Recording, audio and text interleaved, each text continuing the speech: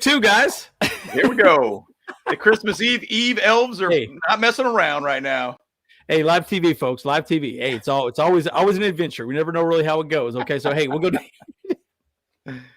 Oh boy, that was pretty good. It's already falling off the tracks, Kate. You know, the Christmas the Eve. Grinch. It's some meowy catness right here. So the Chargers are getting disrespected by the league right now. Ouch. LOL. This is our guy. It's our guy, Harbaugh. You know, a lot of people talking about him. We're going to talk more about him later on today, obviously. Yep. He's our, in Harbaugh we trust. Yep. I do think this is interesting, though, what Kelsey said. But he's right? They don't want a good coach. They want, some jabroni, right? Some Brandon Staley. We're going to talk more about Brandon Staley. Some interesting news came out with what he did wrong as a head coach. So we're going to talk more about that. Yeah. And then I still think this is hilarious. I'm going to somehow put this on the page. I think it's freaking hilarious. And he's thinking about other women. Dude, think about the hype. Think about the off-season hype, man. It would go bonkers, dude. All fans would blow up. Yeah, if we got Harbaugh, guys, it would absolutely blow up, guys. And as you can tell, I'm back in the Nook. I'm in AZ right now. I'll be here for probably quite some time. So, folks, I think it's time for us to get into it. Let's go. I'm Dale Henley. You watching the Boat Bros podcast? Let's do it!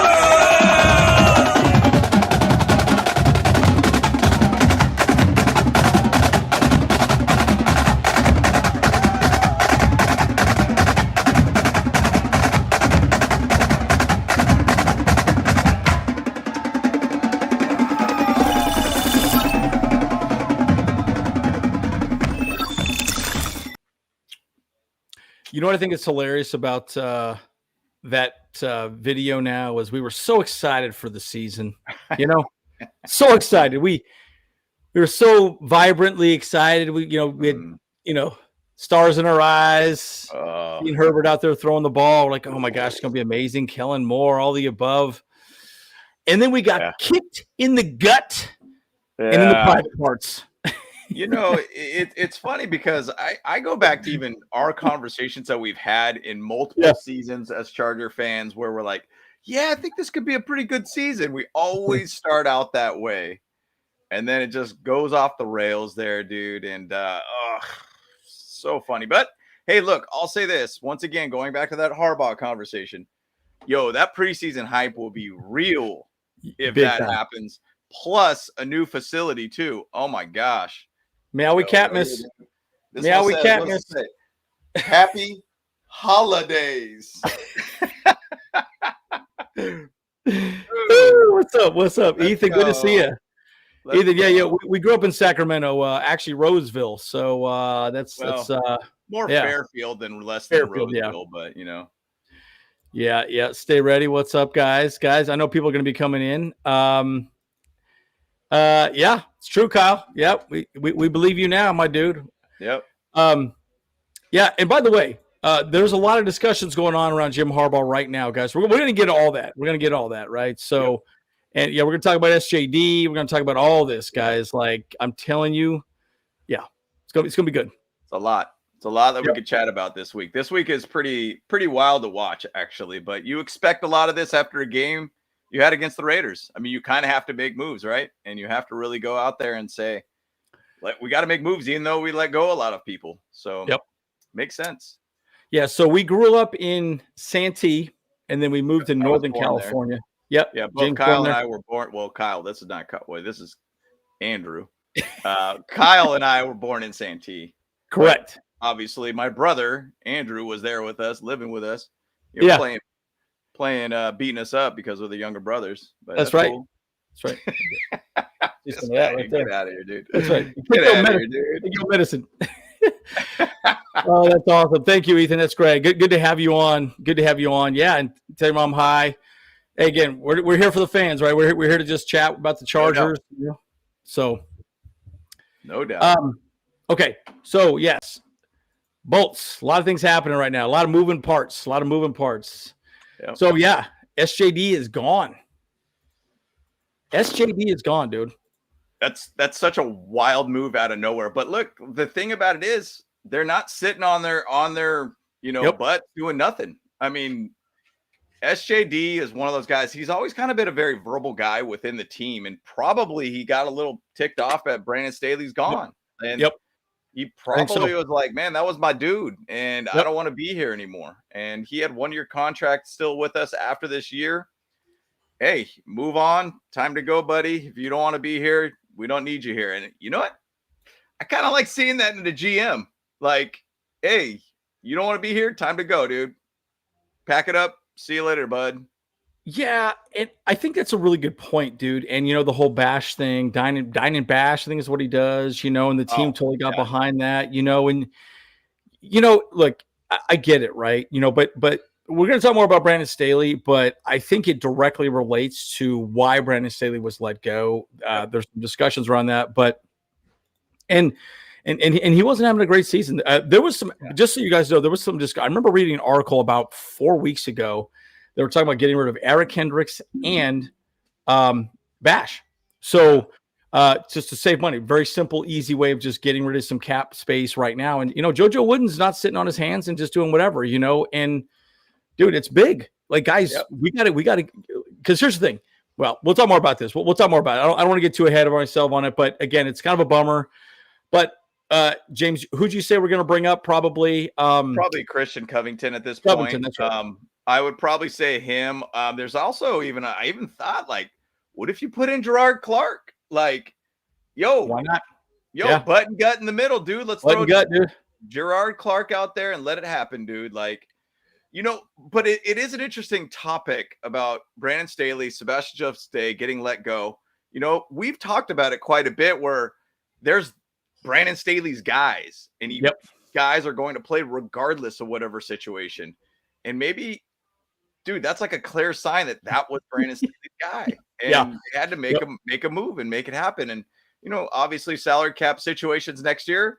Hey, make the move now, not wait till then. Like, time to move on. You also got to know what you have, right? I think at this point, season's over. You have to evaluate what you have, right? And so, if you can get some screen time with some of these other guys, get some real live snaps. What do you have? Because here's the thing: you have to evaluate what you have. Are you going to go with what you have? Or are you going to put a defensive lineman as your like number 1 pick or number 2 pick? So interesting story about Staley today, guys. So I posted this on the page, and basically what he said was, and this came from Chris Rim. I don't know if you guys follow Chris Rim. I follow him a ton.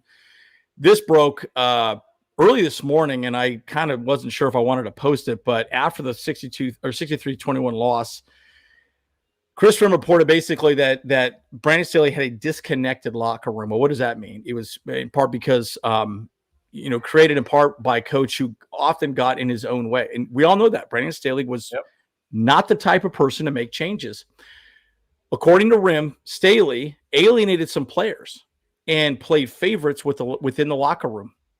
Things as simple as birthday announcements, probably game balls, I would assume. And it sort of revealed to players where they stood in his eyes. You're not important. You're a backup player. People need to feel included, and he did not make people feel included. He didn't make them feel like a team. Anyways, kind of felt like a fraternity house,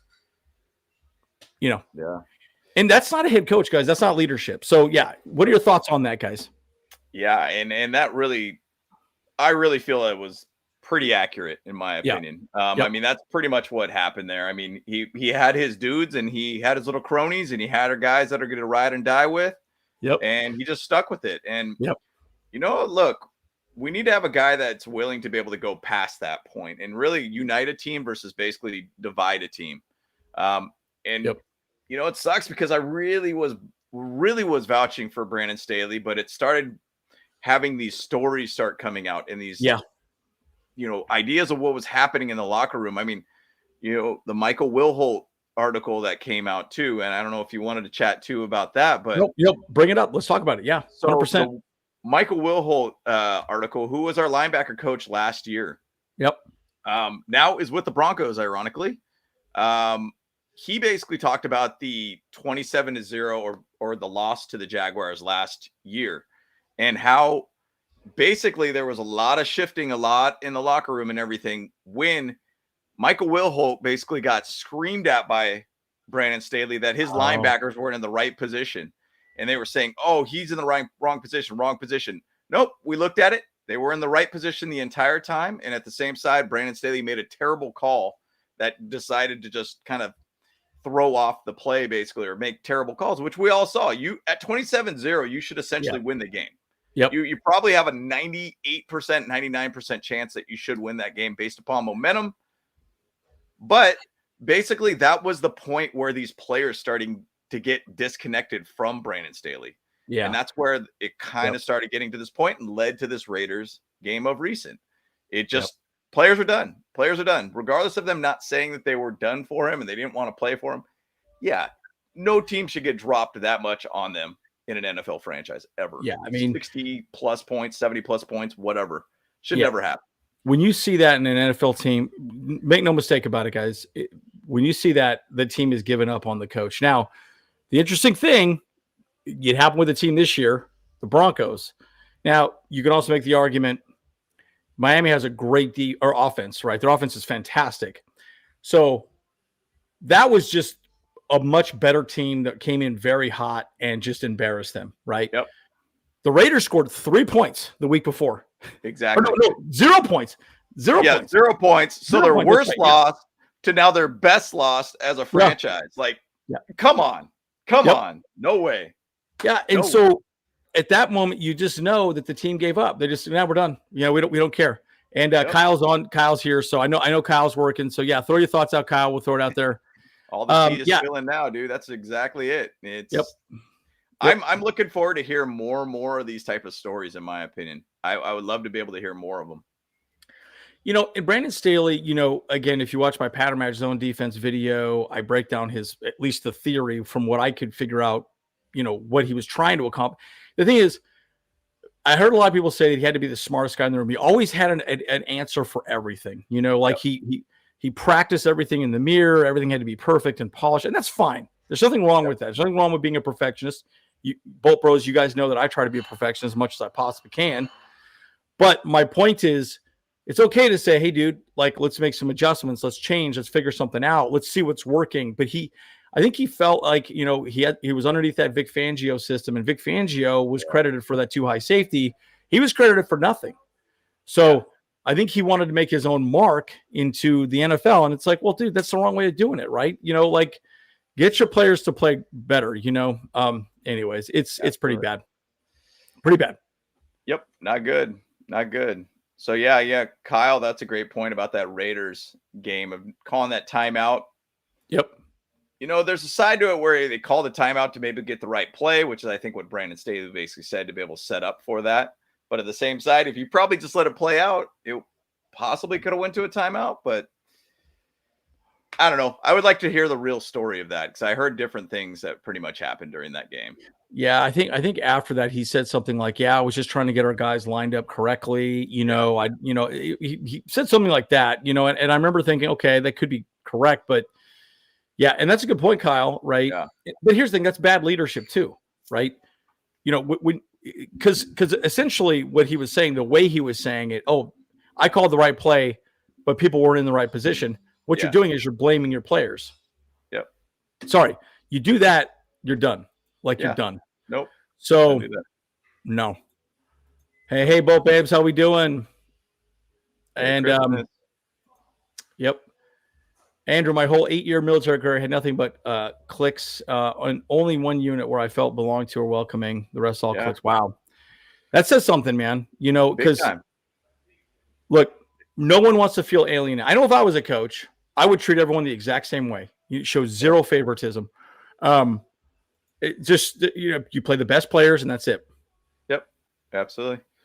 Players that are playing at the high level, players that are right for the right position. I mean, once again, Kenneth Murray could be one of those guys that's part of that clique too. And I'd be interested to see if we're going to see a little bit more of our younger guys. I'm a big fan of Deion Henley. Get him out there, man. Get him out there. Get him out there. This is the time to make it happen. See what you got. Understand your product.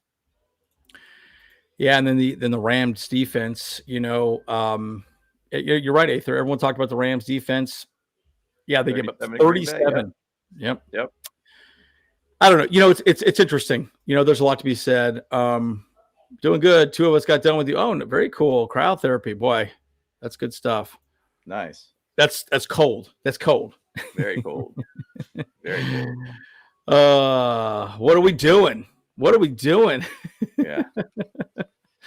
Well, let's talk about the Spanoses here. This has been an interesting week all around for the Spanoses because there's a lot of shifting, Griff being the head coach now, Griff Smith and JoJo Wooden. And then they're talking big game right now. They're going big game hunting right now.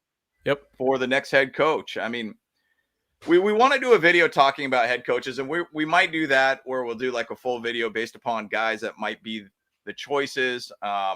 Obviously, there's a lot going on with the John Harbaugh talk.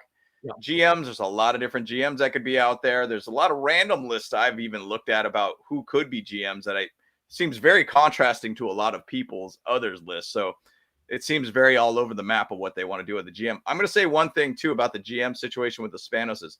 The winter meetings earlier this month, there was a lot of activity from the Chargers ownership. They were really actively looking around at finding those next future-based GMs, and they were very, very active during that time. So that's something to keep an eye on. They were kind of doing their homework before everything started, before that Raiders game. I'm interested to see where they end up going with this and what direction they do want to go with. So.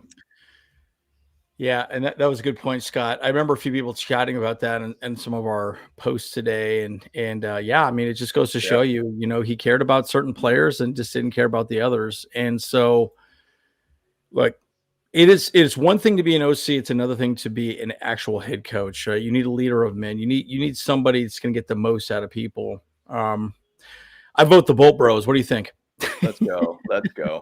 Well, and just to say, like, the leadership needs to be there. We need to have a guy who is a leader of putting the right people in the right place, put them in the right player in the right situation. I feel like it was like square peg round hole with him most of the time with Brandon Staley. Keep the same guys out there, hope for a better result kind of thing, and it's going to be the same result.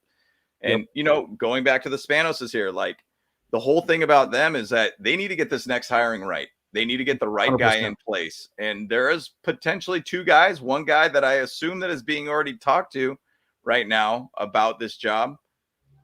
You got to get it right. And John Spanos is talking a big game right now where he's like, hey, look, I really want to be able to get something going on with the right guy here. And we have basically an open checkbook. I'm going to say, I know there's some people in the chat here, like Aether's over here saying, I believe in this family. Cool. I've been a fan my entire life of knowing football. And I've been around since the Spanoses have actually owned this team. They don't make big choices, man. Yeah. Oh, gosh. Stay ready. Please, no. We are not getting a Division IV school, dude. Head coach here. But basically, I will believe it when I see it, more or less. If they actually make a move where they end up signing a head coach to a big, big contract, or even say we decide to give that head coach full reign to this team, give them the GM and the head coaching side of things, dude, you never know. If they're thinking differently, they got to be differently with their next hire. Hire a guy that could do his job all around. And there's potential two coaches that we could go after that can fit that role, basically as a GM and a head coach, just to think differently. I don't think the Chargers have ever done that. So might be the right move. Yeah, and I think you're right, Aether, though.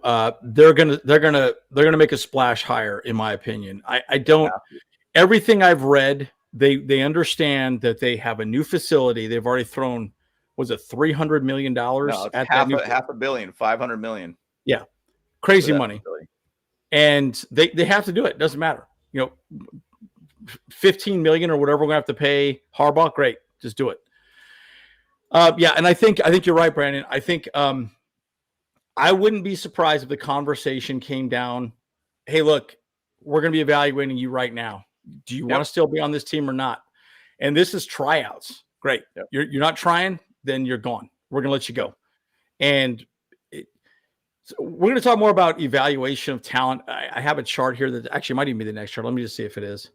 No, it's not. Okay, so we're talking about let's talk about the other head coach. Just I kidding. can't remember how I organize these, but I yeah. was going to say one little thing about that though too. Yeah. In this specific comment here at Cleaning House right now, the SJD move is just once First again, name. now you're saying the tryouts in a sense.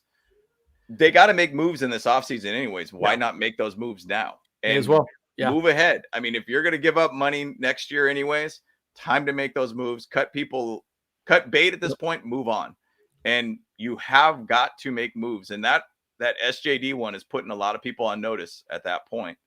Well, he was who knows what the next move might be? Maybe they're going to make a bold move at some point and just, I don't know who the next guy would be, but Eric Kendricks could be a candidate at this point. Kenneth Murray, he's already in his last year of his contract with us. Michael Davis, I mean, I think he's already in his last year of his contract. There's like guys that are expiring, but who knows what the next guy might be. Yeah, and Ken, 8th overall pick. We could probably talk more about draft picks. I'm in favor of trading down. It can be pretty interesting. Yep. The Spanos family has been very frustrating, but I think you're right. So very cold. Oh, both babes. We're not.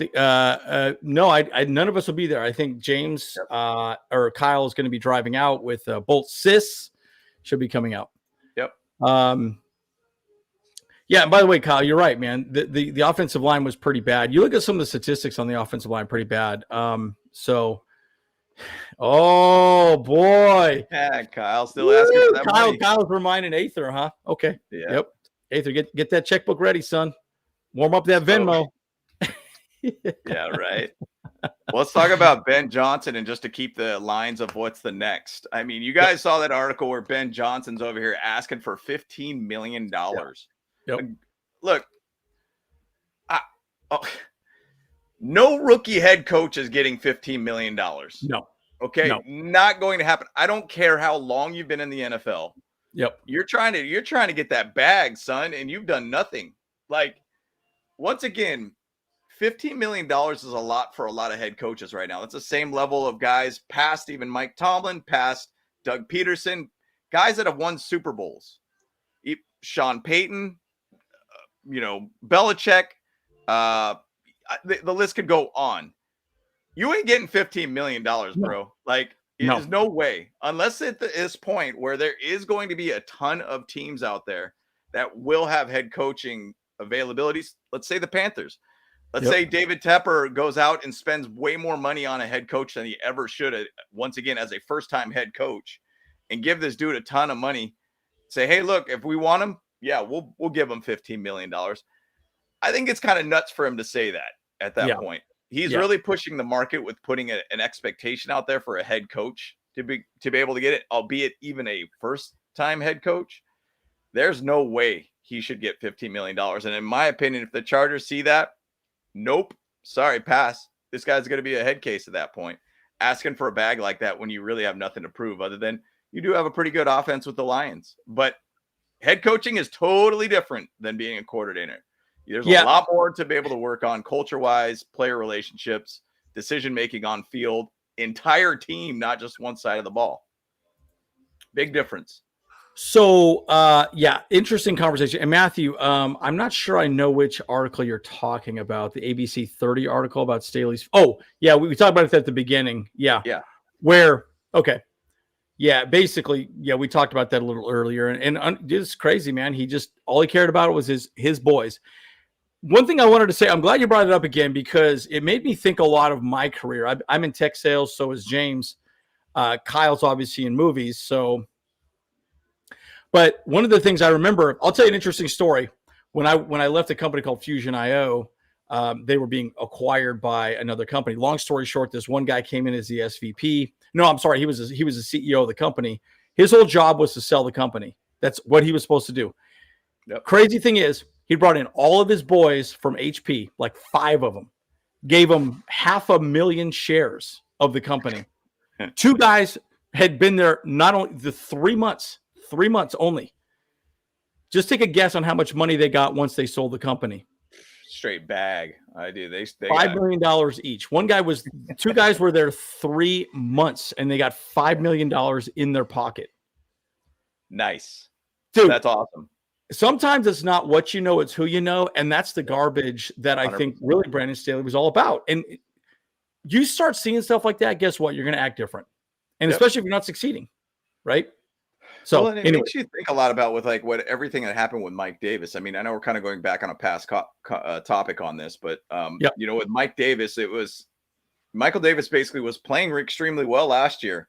But why is it this year that he's not playing well at all? Is he just not doing very, very good about, you know, not vibing with Brandon Staley? I know he put some stuff on his Instagram of Brandon Staley getting a haircut and everything like that too. But, you know, when players kind of give up on coaches, you know, you get 60, 70 points potentially dropped on you real quick. And players revolt and talk. Yep. And so, yeah, you're right. It doesn't matter who you know. It depends on who. Yep. It's exactly correct, man. And, you know, the one thing I do like about Harbaugh, and by the way, the rumor is the active rumor that I know is they are in active conversations with the Spanos family right now with Jim Harbaugh. And what they're trying to do is figure out how they give him complete autonomy, right? Yep. And we're going to talk about the draft picks too. I got a chart that it flabbergasted me on that. Anyways, so you know, we'll talk more about that. Oh yeah, here we go. Enron.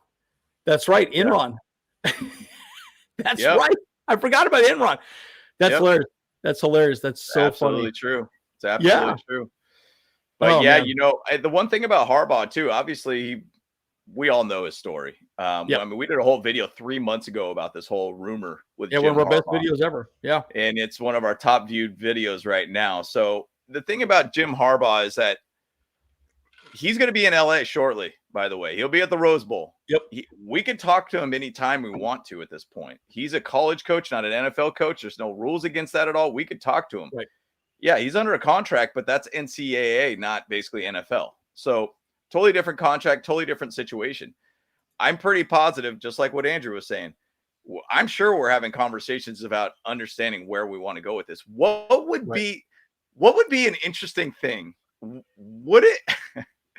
I don't think I've ever seen this in the NFL. I thought about this. It dawned on this. I know we got some Michigan fans on here. I know Aether is over here. He's going wild in the chat about this whole thing, and we talked at a nauseum level about this whole thing. So what if Jim Harbaugh, you know, on January 1st ends up losing the game and ends up losing the first playoff game? He's out. What if that same week we hire Jim Harbaugh, and guess what? We got a game that week.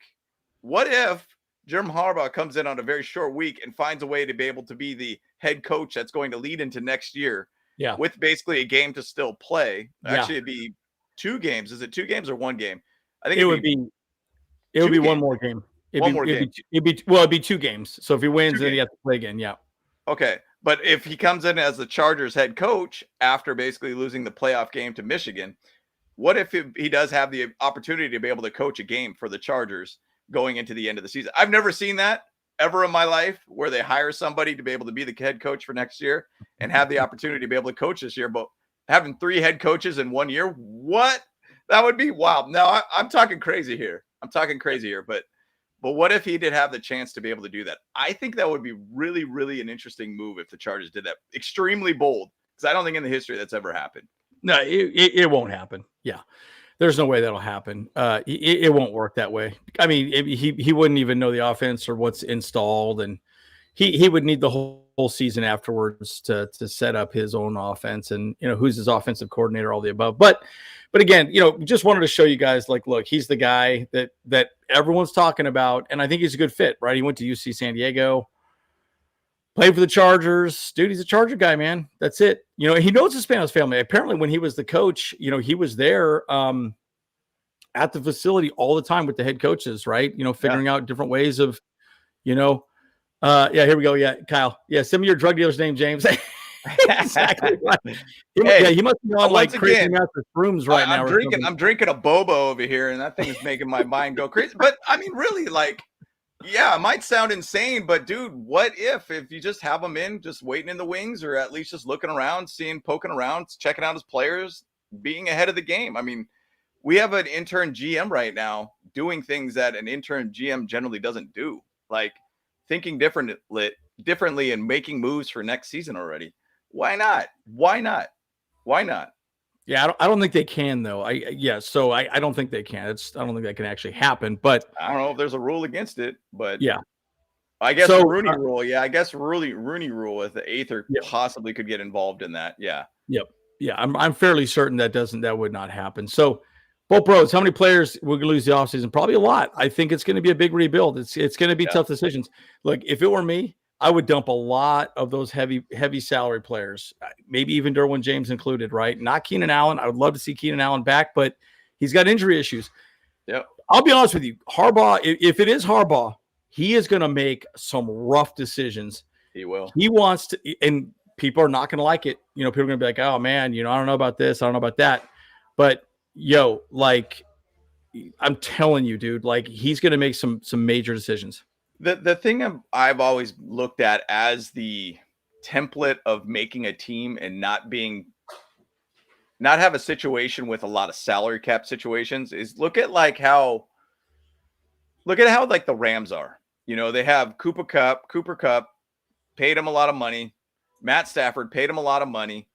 And then you out on the defense, you got Aaron Donald. And it's about just trying to find those guys that could be maybe some of those hidden gems that you get in the draft, or just those kind of really Moneyball based players that could find a way to be able to be great supporting cast players. Same thing for the Chiefs. If you think about that too, they have that same philosophy. 3 great players in positions of need, or at least Kelsey, Mahomes, and then Chris Johnson. That's all they need. And guess what? They continuously keep finding ways to get young talent involved in the team. When you build a winning culture, everybody else at that point is just going to be able to fall into place, and you're going to be able to find some young talent that's going to be able to step in and do a great job for you. I wouldn't mind if they do something like that with the Chargers. Just a couple key players in the right positions to be able to have those right leaders to be able to guide the young guys around.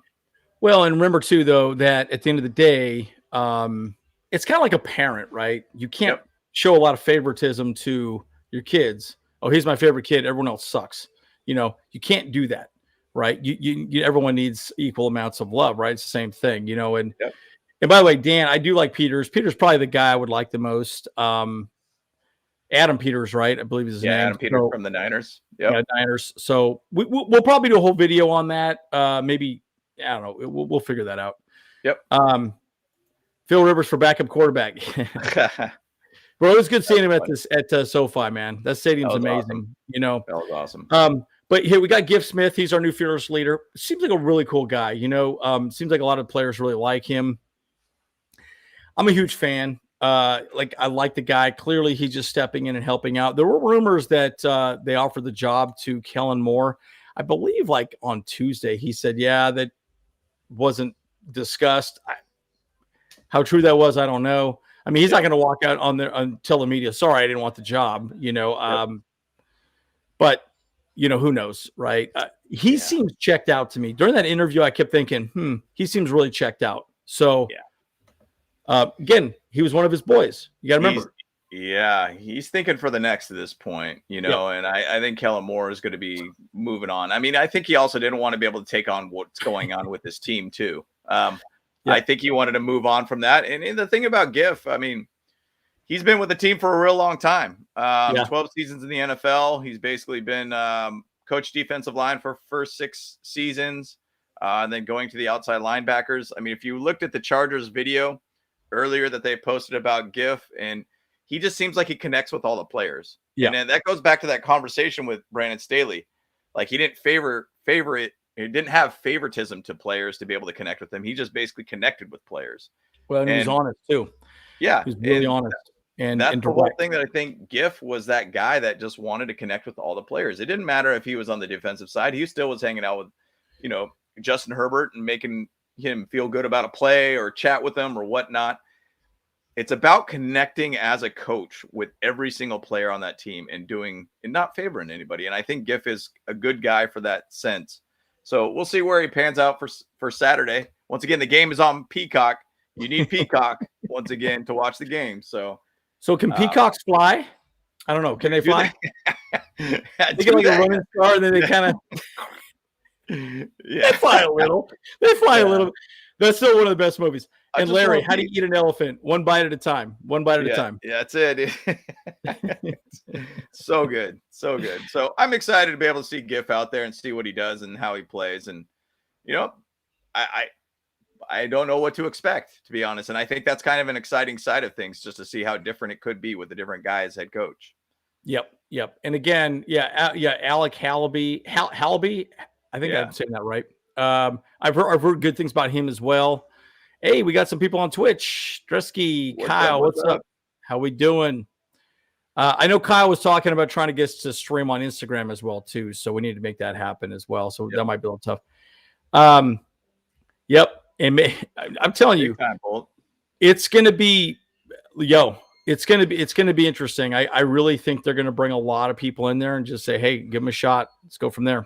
Well, and that's exactly what the Rams did. And guess what? They're 8-7 now. They're in the running to get into the playoffs on a rebuild year. Once again, coaching matters, guys. Coaching matters. Kyle, so truth is, in order for the Chargers to be successful, family needs to ask the hard questions, have meetings with coaches. Yeah, I agree. Yep. That's a good point. I don't think they do that. It's a really good point. Well, they did talk about that they kind of have a hands-off ability, but you know what? I really don't know. I remember reading something about, and once again, I'm going back to David Tepper for the Panthers, and I think he said that he met with the coaches like 3 times a week or something like that. Like he was just way involved all around. Yeah, I mean, you'd hope that they are having conversations with them. Yep. Jim Harbaugh's on the way, Larry says. Okay, cool. Love it. Yeah, and it did. And by the way, Matthew, also, they lacked the identity, but then he lost his identity. Remember, he was fourth in Staley for such a long time. There were 3 things I felt like he did wrong. He lost his identity. He kept talking about analytics, and then kept second guessing himself. And like there were games that he decided to go for it and then didn't go for it. Just really weird. And he wouldn't adjust, right? So he kind of changed who he was even as a coach the entire time. And so, I do think it's interesting. Do you think a good idea to trade big players for draft picks? Yes, actually, because I think that's what's going to happen. I think so. And I'll tell you why. Look at the Rams. You brought it up, James. The Rams are a great example. They basically decided to go young. Well, they kind of had to. And they're looking great right now. Yeah. So this is, speaking of draft picks, Kyle, this is where we sit right now. This is a huge eyesore, folks. I mean, it looks terrible. Yeah. It's impossible to read, but just look down at the bottom there. We are 4th from the bottom. This is a percentile outcomes for each draft pick between 2013 and 2022. Teams sorted by average percentile outcome. Quarterbacks pictures were triangles, so you can see quarterback pictures as well. Again, you can't read it. Bottom line, the net, the punchline is we're the 4th worst team in draft success in the NFL since 2013. Well, and that's the whole thing. When I try to highlight with that Tom Telesco video and just going over his whole history as a GM, even free agency percentage of hit rate probably for him is extremely low. I mean, there's not a lot of guys that they hit very well, even from the get-go, straight from 2013 when they ended up getting Cox, the cornerback from the Jaguars, and signing him to a big contract. It failed quick. And, at the same side, a lot of these whole thing that happened with Tom Telesco, there was a lot of bad drafts and a lot of bad hit rates. Even to say first-round hits didn't really work out. DJ Fluker to be one guy, or basically two. Obviously Speed Bump being another guy too. Like there, it's wild. It's wild to me to see how bad our drafting was under Tom Telesco. Just bad talent. And once again, we only had 2 Pro Bowlers after the first round throughout all his drafts. Yeah. Bad. That is not good. Not only that, I think we only had 3 total Pro Bowlers of all of his free agent signings. You're right. Total. So like he not only can he evaluate talent incorrectly in the draft, but he couldn't bring in, free agent. It's horrible, right? And so it's just terrible, right? And in the chat too, Matthew Peasty, I think is his name. Brian Bulaga was another signing. That one was the most, and once again, I emphasized a lot in the video. Signing players as a free agent and knowing they have a major injury situation. He had 2 blown out knees before he signed that contract, got a bag, and then boom, here we go. Guess what? He just did not perform at all and got paid and sat pretty much. I mean, once again, JoJo Wooden's our guy right now. And you know, from this point on, he's been with the Chargers since Tom Telesco got here too. He's basically learned completely underneath, you know, Tom Telesco. Do you expect him to do the same thing? I would assume not, but at the same side, he did learn what Tom Telesco did learn, because they're both young guys coming in here as GMs. And so right now they're making a lot of moves right now as an intern right now as a GM with JoJo Wooden. So they had a Daniel Jeremiah, his name has been thrown out there as well too. DJ. Wow. You know, Daniel Jeremiah is interesting because, you know, he knows the Chargers and he's like, I think ESPN's analyst, a head analyst, something like that. So can't remember exact title, but interesting. And again, you know, he would stick with his players a long time. I mean, there was almost like a favoritism even with Tom Telesco though too. Like, big time. He really wasn't letting a lot of guys walk at any moment. So it's, I don't know, but there was a lot of drafts that were just complete washes and just absolute garbage drafts that never had anybody sitting around and really stick to the team. Grand Eyes 12. What do you say? Andrew and James, we discussed this. The Stephen Ross factor. Why Harbaugh won't coach any NFL teams soon. That team would have to nearly give him unlimited power. You know, I mean, Stephen Ross, obviously, they're pretty set right now at the Dolphins with the head coaching position and everything too. But Harbaugh wants power, and going back to his Niner years, he basically wanted more power, had beef with the GM at that time and also the York family, and he walked after that point. So he wanted to be able to get something with, he wanted to be able to have more power. And that's where I'm going to say, like, even with JoJo Wooden or GM and everything, I'm crazy to say this, but I do think that if the Chargers really want to make a bold move and make a move that's uncharacteristic of, you know, standard Spanos' choice, they would give him all the keys to the whole entire ship at that point. So we'll see. Then you can have a guy just be there in title only, you know, makes a lot of sense. And I wouldn't be surprised if they kept JoJo Wooden just because the dude's been there for so long too, but who knows? Who knows? Yeah, you know, Dicker the Kicker's commercial is pretty hilarious. That was hilarious. That was great. Yeah, and I think it'll probably be one of these, you know, GMs from all these other, you know, Peters or the Eagles or the Ravens. I can't remember the guy from the Ravens name off the top of my head right now. But look, I think, again, the GM's job is to build a roster, right? And I kind of felt like Staley was kind of running the GM show as well. And basically Tom, you know, water cooler guy doing everything as well. You know, Pipkins has been a mess. You know, I think they should just probably pull him out. Let's see, you know, maybe put, they need to switch up that line quite a bit, in my opinion. Just nothing is working in the running game. I mean, and that starts from the offensive line. Going back with that, comment about the GM. All right, it was somebody that just said something about the GM and Mike Mayock, not Mike Mayock. Oh, right here.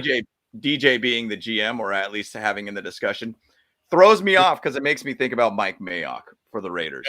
You know, being a GM and understanding talent is a little different than just basically talking about talent. So once again, I think that there is that side where I get that little Mike Mayock kind of vibes, being like, just because you're a guy that loves to be able to see talent on film is different than, you know, knowing really talent, being a scout for multiple years. Correct. I think it's a big difference. Well, I think there's a lot of things you could say, about evaluating talent, right? Just because you're big and strong and fast doesn't mean you can be that great. I mean, look at K9. K9 has done next to nothing in the NFL. And, you know, he's just again, I would have completely utilized him differently than Brandon Staley does, right? Do not put him in coverage, make him rip your head off quarterback, put the running back on the ground, and go from there. So, and yes, Herbert needs to unleash his inner a-hole. Hey, so speaking of running backs, I will say this. We are going to talk about Austin Eckler. I think Eckler's going to walk most likely, but I think we want to see a lot of Isaiah Spiller. We want to see more about Easton Stick as well too, guys. Right at this time, next 3 games, who's gonna play football? Who's gonna quit? Right. Yep. That's the conversation. Right. AJ Smith, he was an a-hole, dude. And that's Marty Schottenheimer and AJ Smith hated each other, right? And I think that kind of goes back to Harbaugh, why Harbaugh wants to have that control, because he doesn't have to deal with that person, disagreeing with his decision on players that he wants. I've always believed that the head coach really should have a little more power, just because that person has to coach those players. When you have a GM who could just say, nah, we're going to bring this person in, make it work, that kind of sucks, right? Like, I don't want him here. I have a vision of what I want, right? So, yeah. And I like this idea, move people back. They did look better there for sure. There's so much topics that we could talk on at this point. I mean, I think we got to at least chat a little bit about this game. I mean, even though it's not going to be a fun game in a sense, because I mean, we don't really have a whole heck of a lot to talk about in the sense of, what we're trying to play for at this point. But, obviously if you say Easton Stick at this point, I mean, he's our guy. You need to see if this is the dude at this point. We also did sign back Max Duggan to the practice squad. So he is back with the squad with obviously Will Greer here on the actual, I want to say that he might be on the actual squad. I think the 53-man squad, I believe. Yep. Yes. So they put Max to the practice squad, and then they basically put in Will Greer as the 2 quarterback. A lot of shifting around here, guys. So, and the center is Tom from I believe the Jets. Cameron Tom, right? Yeah. Yep. So So we'll see how that kind of goes. I mean, 3rd center right now. Yikes. That's it's not good to have another center in this position, and Will Clapp being out for the season pretty much. So wild to be able to see. So, but that's something that will be interesting to see. I'm interested to see Easton Stick get a little bit more involved with Quentin Johnston. I mean, Keenan Allen's going to be out of this game. It's going to be Josh Palmer, Quentin Johnston, and you need to see some more Darius Davis on the offensive side of the ball for sure. Well, and why not Easton Stick running some RPO, guys? The thing about RPO is it's very simple to run. It's not hard. It's extremely simple. And look, it's very simple. The corner at the edge rusher, as he comes down, if he breaks down, you bring the ball out, you run around the edge. Super simple, right? And you could run that over and over again, right side, left side, left side, whatever, and sprinkle that. I just don't understand why we haven't done that, because he's fast, he's quick, he's easy. I don't know. I just don't understand why we didn't do any of that. Yeah, and the interesting thing I'm going to say about this offense too, do you think it's going to be different now? Like, do you think that this is going to be truly Kellen Moore's offense? Because there was a lot of speculation that Brandon Staley was out there trying to make these play calls. Yeah. And even to say with that Michael Wilhoit article talking about him making stupid calls, or at least Brandon Staley making the stupid call for defensive side of things, maybe he was making offensive side of things too. So maybe he just wanted guys that he felt like he could kind of control the entire game. And I'm interested to be able to see what difference this week's offense will look like. I mean, obviously we're not playing for much. Personally, I think at this point, let's make sure we get a good draft pick and move on to next season at this point. So yeah, we're playing for respect at this point, Yep. And again, speed, and again, we got speedy guys, right? Yeah. It's funny. There were a lot of plays from the Raiders game. Again, I watched the Raiders game over and over again. You guys know I do those little shorts, breaking down things. Those are going to be coming out for the next few days. A lot of plays looked good in theory. They just were executed very poorly, right? And so there's a lot of things that, needed to happen. I saw a couple of those jet sweeps with Darius Davis. It just did not work. The blocks were not held. Yeah. People had free rushes on Darius Davis. Poor guy got hit. He's not a big dude, man. He's a small guy, right? So, but the offensive line and the defensive line. Well, we let our defensive line coach go too as well. That might even have been why Sebastian Joseph Ney may have left, because he's big friends with Staley, and then defensive line coach goes, all right, I'm out of here. Maybe they had a disagreement, and there it is. So right, it is what it is. It's frustrating. That's true. And you're right, Isabel. You're right. Derwin James has been used incorrectly. Matt Money Smith talked, if you watch Chargers Weekly, he said he wants him down more in the box, a little more, rushing the passer. He's not really, that's how, again, why is he the slot guy? Makes no sense that he's the slot cornerback. Just why, Yeah. it's weird to me. I'm very curious to see. Again, we're not expecting a win, but how is this team going? Who's going to show up and actually play? Who's not going to? Because guys, they gave up. The Chargers players gave up. Let's make no mistake about that. I watched the footage the entire time. They gave up. They weren't trying. They weren't trying to get hit. There was no team tackling, so nothing. So they're just trying to get out of it healthy at this point. And when you see a team that give up on their coach like that, it's time to go. The season's done. It's a wrap. You got to get a coach that actually people respect. And for some reason, they just did not respect him. And I think it really started with that Jaguars game, based upon that article that came out too. So, I mean, offensively, I'm looking forward to be able to just kind of see who's going to really want to show up, who's going to want to play, and who's want to give effort. Does anybody really care to make an effort at this point? Are they just trying to get out of this season right now healthy? That's it. So we'll see. We'll see what happens. Yeah. If we beat Kyle says beat the Bills, confirm the Chargers played intentionally to lose the Razor. Yeah, I agree. Wow. And I mean, isn't everybody run pass options? Joe Brady's their offensive coordinator right now. And I mean, he's really getting the Bills offense in the right direction. And they got a lot of injuries on their defensive side of things too. And so I don't expect us to be able to be much competitive play at all in this game, but that's just me. Just a lot of mess. There's a lot of changes, a lot of players out. I mean, I just don't know if it's going to really work out so well for us, but dang, that would be crazy if we beat the Bills.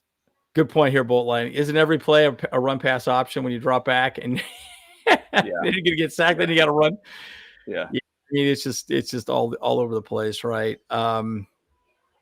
Yeah, I mean, it's a little bit on everybody. Okay, so let's go to the next slide here. Oh, yeah, let's talk a little bit about Easton Stick. This is kind of what he did. Goomba,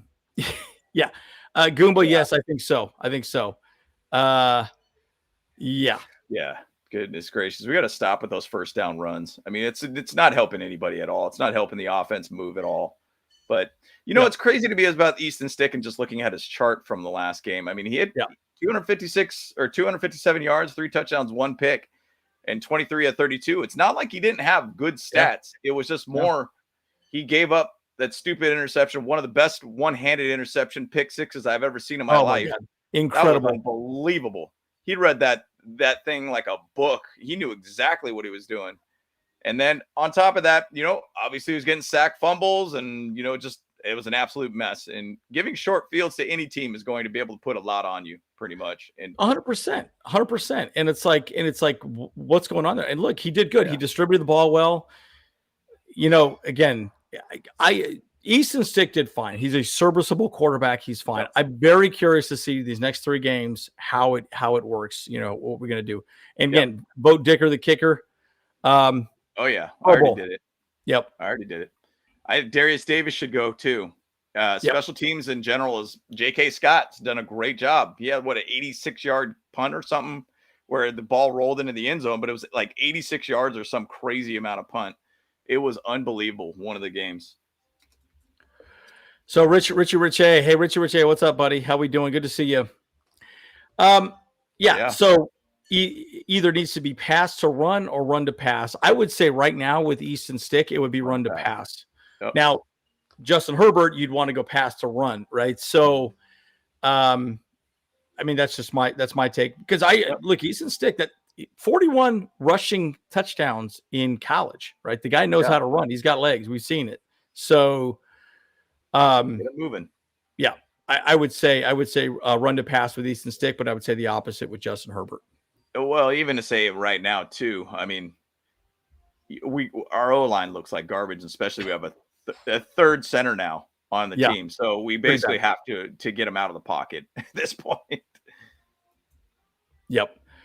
Yeah. And that's true. And it really is bad. But again, the only reason why I bring that up is that, again, they'll slow the game down for Easton Stick. We can evaluate him a little bit better. And also the offensive line, right? I mean, who's going to give up? At this point, it's about evaluation. We're not expecting to win. At least I'd love it if we won, but can't see that, And you're right. We're not really evaluating him correctly, right? And by the way, Spiller looked pretty good. He's got interesting little wiggles, He moves well.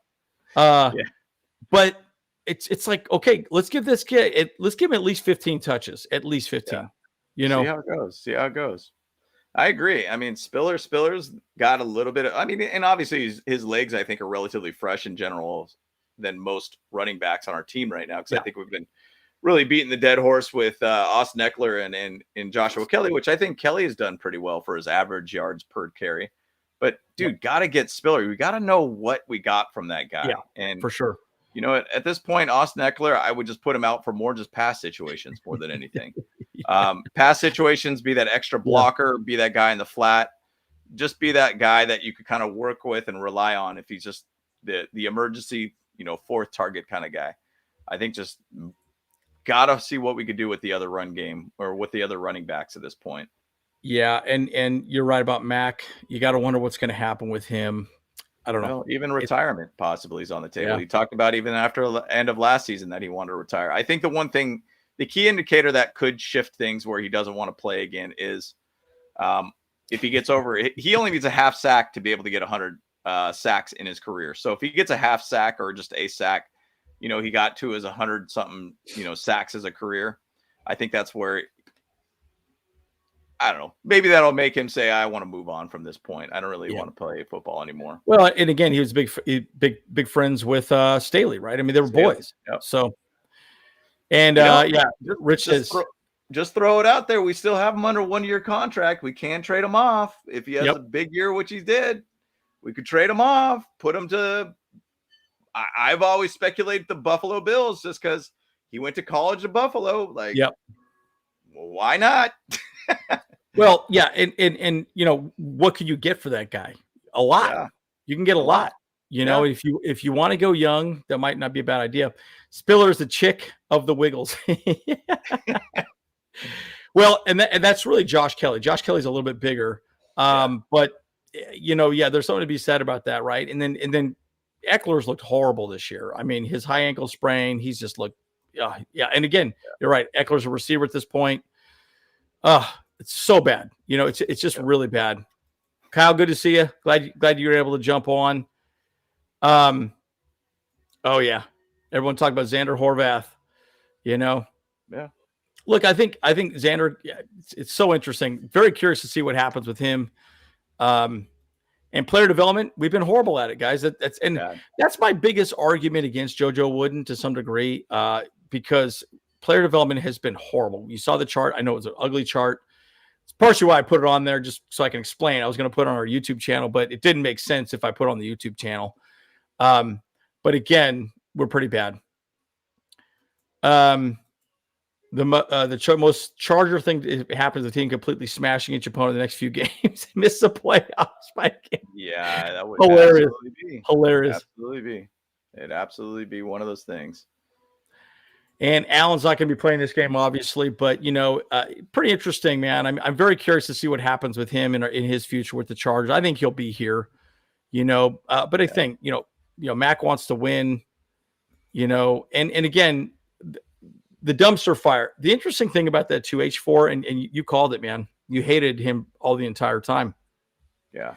This is the act of two desperate people, right? They're going to spend as much money as they can to try and make it work. And this is the actions of just two people that just said, let's just spend as much money as we can from the Spanos family and see what works, right? And that's such a disservice to the fans and secondarily, the Spanos family. They're just great. Open up your checkbook. Let's spend money. And by the way, they have spent money. They're spending money. They are spending money. A lot more than ever. So they need to go all in and get somebody that's going to make it work, right? So I think the logic that they had was like, we're spending money on players that are talented, and that talent will be able to put us to the next level with whatever type of head coach we have. And once again, I keep emphasizing coaching makes a big difference on player development and also putting the players in the right position based upon their skill set. I feel like Bill Belichick was one of those guys that was a masterclass of having less talent, but finding a way to get the best out of each talent. Correct. In whatever position that he did have. I mean, you could even say J.C. Jackson in his best years. I mean, that guy's an undrafted guy, Maryland guy, basically ended up having phenomenal years. So there's countless amount of undrafted guys that he's made studs pretty much. So here's some stats. Yeah, they're scoring more, look better on pretty much every statistical. Yeah, I mean, that's a good looking offense. That's a good looking offense. Yowzers! Yeah, When we start yeah. looking at the defense, I mean, look, we can sit back all day, it's, we'll Yeah. see, guys. It's about evaluation now at this point. We'll see who's going to play and who's not going to play, right? I think that's what we need to look at, right? You're right, Bolt Lightning. Eckler burned himself. You got to wonder what's going to happen with this guy, man. I don't know. Yeah, Absolutely. JC Jackson, what a mess. I remember watching that TMZ video. I remember talking about it in the offseason that, he was all being interviewed by TMZ. He's walking around like a big shot in LA. And I'm like, this is when somebody falls apart. And I remember having concerns and people were like, nah, he'll be fine. He'll be fine.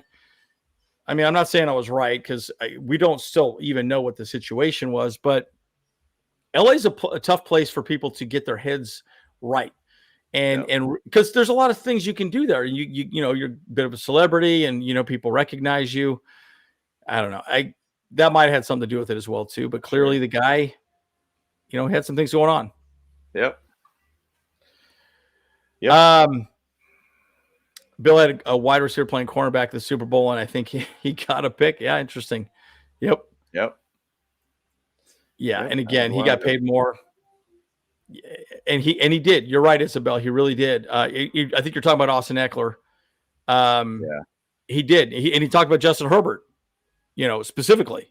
Even right after the season too, he started talking big, and it's wild. I mean, even when he had that whole running back, call or whatnot with all the top running backs about what are you guys going to do about, your contracts and everything like that. And even having that conversation saying, oh, we're going to act like we're injured to be able to show the value of us. Like, yeah, he talked a lot. He talked a lot. Yeah. Last superstar that got to LA, that was Russ, and he was a mess. Yeah. I'm glad for him. Yep. No, and again, it's tough, right? LA is a hard city in a different way, right? Like you go to New York, you're going to be kind of beat up, just beat up as a person because they're pretty rough, dude. I mean, some of those questions after the Patriots lost to the Chargers 6-0, dude, Bill Belichick got bombarded with rough questions from the media, right? And he was pissed. He walked off. And so, you don't see that in LA, but there's a lot of distractions, And again, I think you're right. He wanted more money. He didn't get it. So he's pissed off, whatever. Yeah. And you got to wonder what his situation is going to be moving forward. But let's talk about Derek Ainsley. Clearly he's going to be running the plays. I did watch a couple of his videos this week, talking about, he's pretty much going to do the same thing. I think he's going to simplify the defense, though. I think that's probably a good thing, right? So he's going to run probably a little more base defense. I would say probably more man. Just we're going to go back to the basics, and that's it, right? So I'm very curious to see how we perform underneath Ainsley. Because, again, I really think Brandon Staley just continually overcomplicated all of it. So, I don't know. That's kind of my take on it. Yeah, and I know Gift talked a little bit about it. Coach Gift said he's not going to really do anything special. There's not any big different wrinkles or anything like that. Probably going to run kind of similar. But once again, going back to my conversations, head coaches and coaches make differences for how a team operates and how players even play. And a lot of the players really tend to like Derek Ainsley. They were pretty hyped about him being a defensive coordinator. They seemed like he was their guy. Like he loved. A lot of players sound like they really love to play for him. So it'll be interesting to see if we actually see a defense that could have been without Brandon Staley. And seeing that Derek Ainsley actually could have made a serviceable defense as a defensive coordinator versus Brandon Staley running the show. So I'm interested to see what's going to happen here. Yeah, and I think Brandon Staley just tried to be the smartest guy in the room. He talked himself out of a job and didn't listen to people. Yeah, I guess it's going to be reality check. That's a hilarious comment, dude, because that got real quiet with those all-in episodes. It's going to be all out. All out. It's all out now. It's all out. Bolted out. We're gone. Bolted out. Yeah, healthy scratch for Eckler the rest of the year. Yep. Eckler hiring for McDonald's at $20 an hour. Dude, it's a mess, right? And again, I do think there were a lot of people that, personalities in a room that just didn't mesh. And Brandon Staley clearly had his favorites, and it is what it is. And, Mike Davis is probably gone. Get paid $9 million this year, folks. $9 million. And, Yep.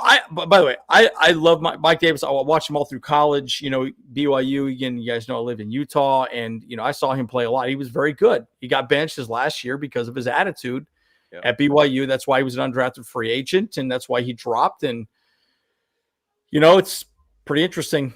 Yep. Echo's going to be in the Canadian Football League. Yeah, it's going to be interesting to see Michael Davis out there. And once again, going to this new defensive coordinator, is Kenneth Murray going to be out there for passing downs again? Like, we need to get that. We need to get Deion Henley out there. He's got a much faster linebacker out there for those situations. He's seemingly looks better as a passing linebacker. What adjustments are going to put? A lot more Scott Matlock at the line now too, or going to put a little bit more of Fox at the line too. I feel like Fox has been a little bit of a missing piece at this point. Are you going to put him versus Sebastian Joseph Day? Like, where are we going to do? Like, what is this defense going to look like and shift around? Like, personally, I think you should put Asante Samuel Jr. more in the slot. Don't let him be the outside starting corner, in my opinion. Yeah, that was a weird rotation. Don't understand that. Odd rotation. I mean, there's a lot of things that I'm going to be interested about. Now, once again, guys, I know we don't have too much to play about or actually play for as a team, but to be honest, I enjoy football regardless of how bad the season is, and there's something always to watch for every single game. And I'm excited about this because, one, football's still here. We could, good or bad or whatnot, it's still football. I'll take it. I'll take it. So there's a lot to watch for here, but there's a lot of guys on this defense I think are going to get a lot of hard looks right now and figure out what they want to do for next year. Yeah, so here's the numbers. Head coach, again, we can talk about, obviously Harbaugh, Bill Belichick. I'm not a huge fan of Belichick, but, whatever. Eckler's gone for sure. What's kind of interesting about looking at this draft or the stats for the defense and how small of a margin it is from being a 27th ranked points allowed team to a 4th ranked points allowed team. I mean, it's a margin of basically 6 points. That sounds like a lot, actually. But at the same side, like, if you were at 22 points averaging per game, you could be at a kind of a middle pack-based type team in the NFL. Right. Like, that's the whole thing about this chart. And you just look at how bad it is. 30th in pass defense for the Chargers. 18th in rush when we were pretty good earlier on in the season. Total defense at 29. Like, it's so bad.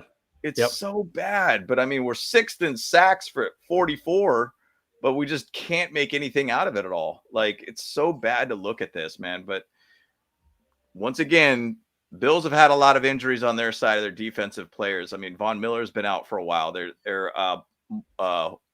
Hoyer is going to be out for their team too. Their safety, stud player. There's going to be a lot of guys out there that are basically not on that team. And once again, they have continuity with that defense and still performing at a high level. So it's frustrating to me because once again, Brandon Staley really hung his hat on just specific players. And those are going to be our guys and never really had the other players prepped or wanting to be able to play for this guy. I don't know if you guys have watched a little bit of the Hard Knocks for the Dolphins in season on Max right now. Players just want to be able to play for McDaniel. Like, I feel like that he connects extremely well with them, and it doesn't matter. And he does a great job of really getting these players mentally ready, and I think really gets them ready to be on the field when their number is called. And I don't think Brandon Staley did a great job to really get players locked in every single week, regardless if they're playing or not. Well, and he also took some ownership of things going wrong, right? And he was never. He said, "Hey, I need to be better too," right? There's a level of humility there that Brandon Staley never showed. He never displayed it, right? And you're right, Gerard Clark. I think, why not? You should bring them all up. Just bring them up. Sit some of the other guys. I don't understand. I mean, we're not playing for anything at this point. What does it matter? Yeah, we chatted about that. SJD's gone. Bring up Gerard Clark. Let's go. And I like Dan Quinn. If we don't get Harbaugh, I like Quinn. Quinn could be okay. Again, what sucks is he's a defensive coordinator, so who's going to be the OC?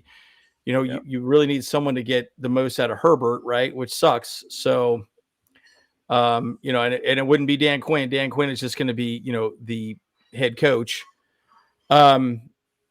Yeah, and man, Mike Davis, I don't know what his deal was, bro, but he just always missed tackles, man. Yeah. And what's everyone's score predictions? Buffalo 37-16. That's what we see from Buy Stocks. Hey, cool. Buy Stocks. I do a little trading. Let's talk. Buy Let's talk. stocks. Let's go. Let's go. Start up a new Bolt Stocks. Bolt Stocks. Bolt up stocks. Or, yeah, Stocks Bros or something. I don't know. Stocks Bros. There we go. Stocks Bros. I like that. Yeah. But yeah, I mean, for this game in general, guys, like I'm just looking at it as talent evaluation, more or less at this point. Is there going to be a difference even with this coaching staff? Are they going to seem like a little bit more interested to play football? Are they going to really go out there? Yeah. Yeah. Hey, I got that Tesla. I got that Tesla stock. I got some Tesla. I bought some more today.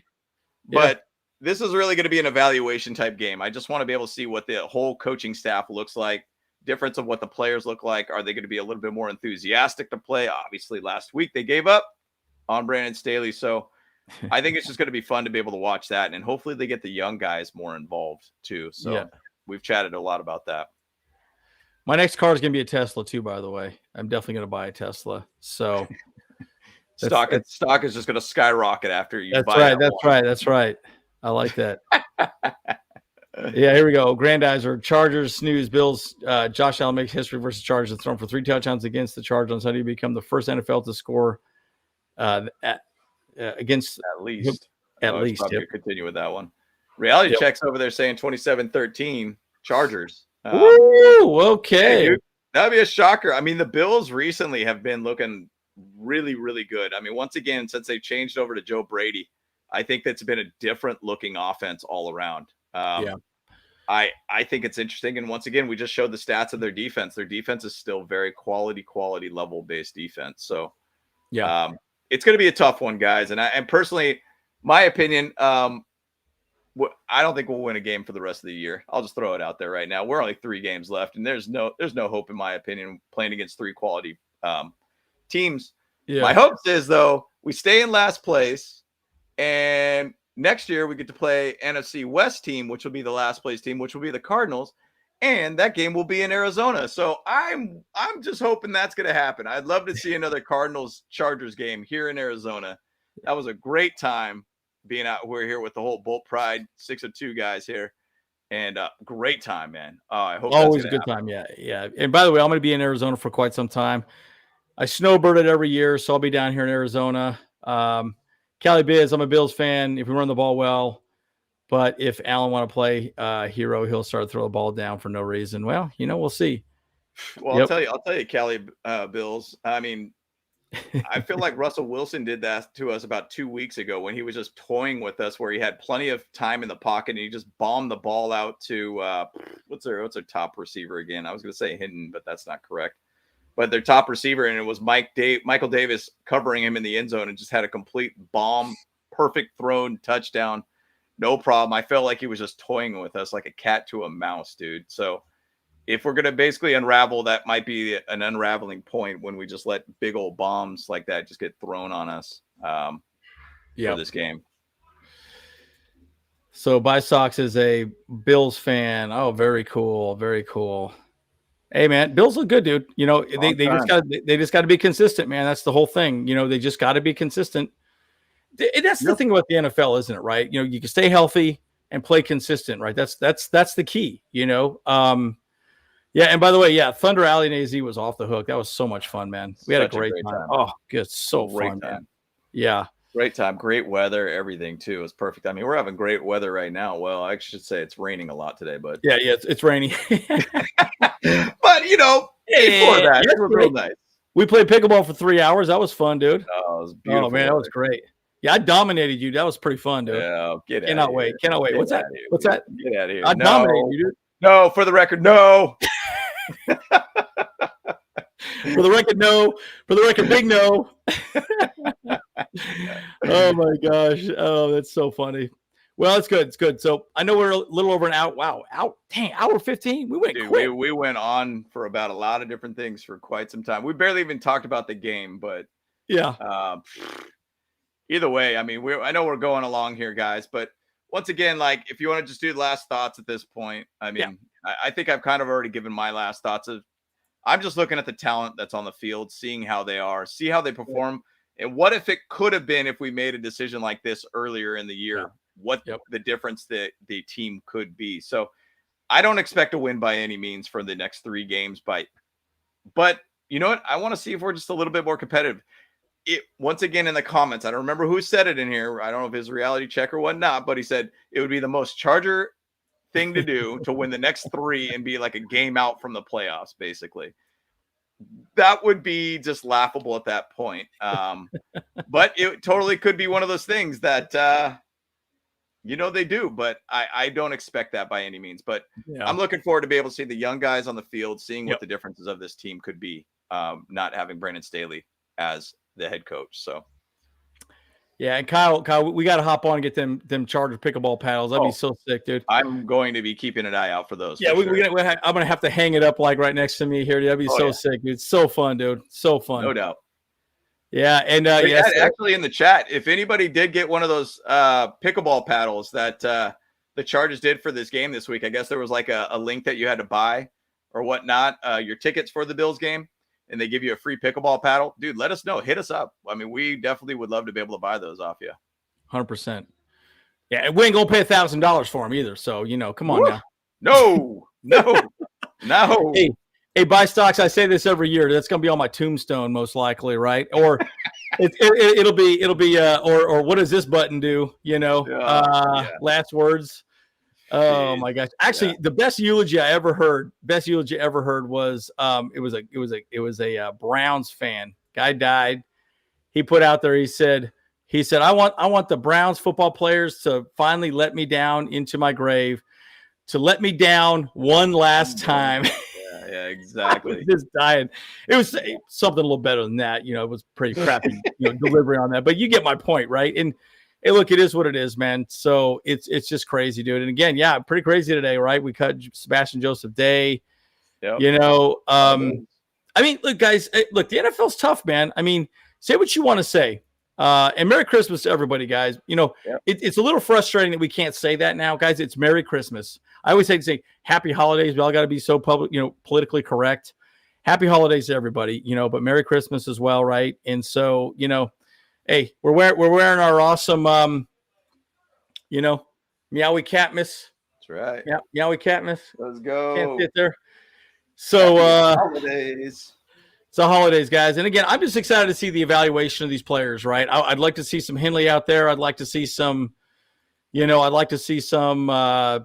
all these rookies, man. I'd like to see some McFadden out there on the offensive line a little bit. At least rotate him in, rotate him in. What can we do with him? What can we do with him?